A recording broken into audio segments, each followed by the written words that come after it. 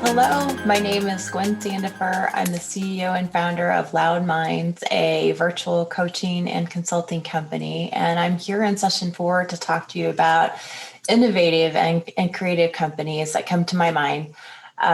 Several of them you may have heard of, a couple you may not have. So when I think of innovative and creative, I remember when there wasn't an iPhone. And I remember when the first iPhone came out, and I would say that Apple has been very creative and innovative because they took the concept of a phone and a camera and all kinds of devices that we used to have, like fax machines and copy machines, and just really thought about a way to take a phone and really create a microcomputer for personal use by all of us. Not just that, though, they also made sure that every device that they created interfaced well for the consumer and for those like me who are not tech people, who don't like to work in code, who don't like anything to be complicated.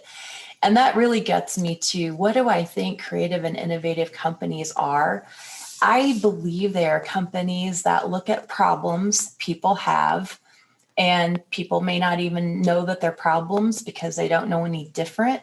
But these companies are always tuned in to the problems and then brilliantly create ways to simply address those problems.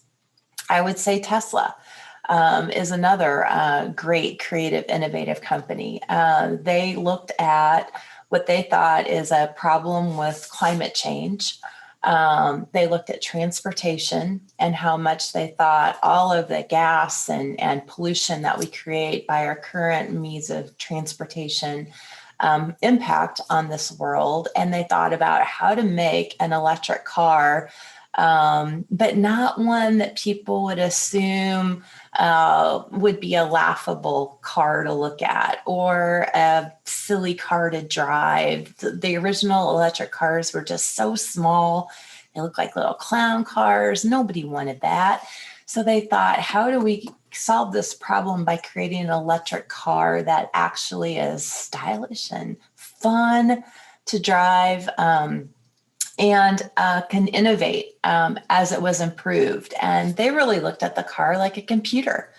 And they thought, even if the car isn't quite as fast or isn't exactly what we want it to be at some point, let's make this thing be like a computer where they can download updates however often that there are updates, and those updates can go worldwide and reach all the Tesla cars that are sold to be sure that they can adjust over time.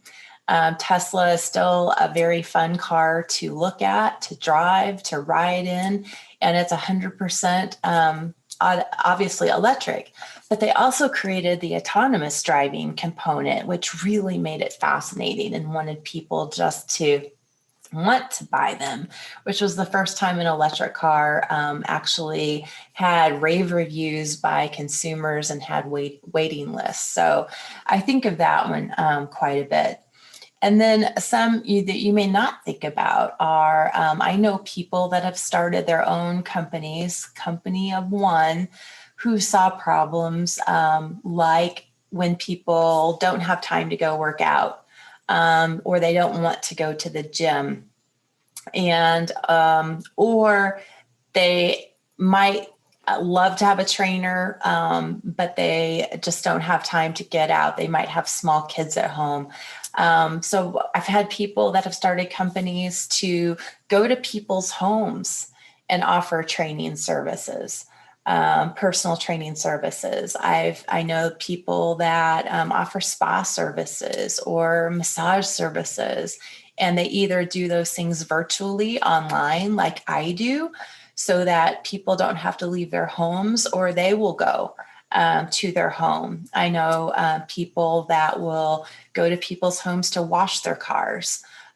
Or go to workplaces and offer to wash a whole bunch of cars in the parking lot, and of course get permission through that employer and have a really good business every month, because people, if they are at work, don't have anything to do with their car mostly all day long. And to have it come be washed or detailed, and they pay for that online, has been seen as something really beneficial for that driver, and obviously good for your business. So the creativity components come in that if you're looking to solve a problem, but you don't limit yourself to having to have an office or having to rent space or having to have a location where people come to you for the business, and instead you either go to them or you offer the service virtually, you'll start to find clients that had never thought about that kind of service and absolutely love the idea. And obviously, I'm speaking to you in 2020.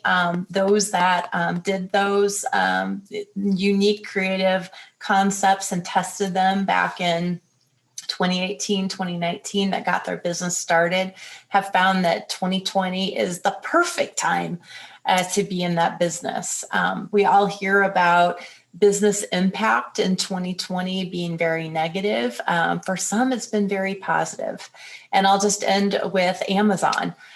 You've all heard of Amazon. Well, I remember when Amazon started just as a company that sold books online, and then they would deliver books to your home. And that's how Amazon started. And look at them today. Now they sell everything. They have a platform that is so simple and easy. It solved a problem. And now you see commercials about Amazon Web Services and how Amazon Web Services is supporting all kinds of network, even Disney channels, to continue to grow their business. So when I say there are companies that have been creative and innovative that you know of and don't know of, I hope that resonates with you, and I hope it gave you some ideas for your business today. Thank you.